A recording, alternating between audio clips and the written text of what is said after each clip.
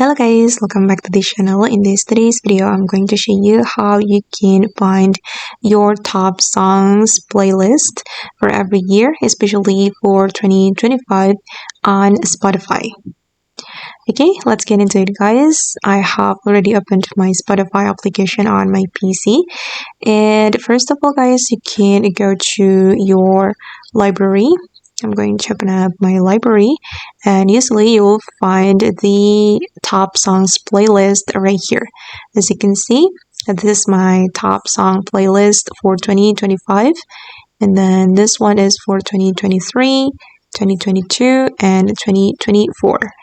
And you can also go to the search menu and just search your top songs playlist. I'm going to open up the playlist. Okay, and here you will see your top songs playlist for every year.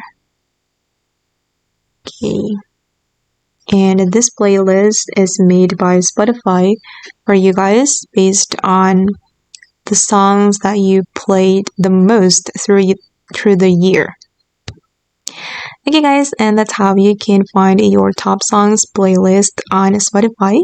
I hope this video will be useful for you. Thank you so much for watching, and bye!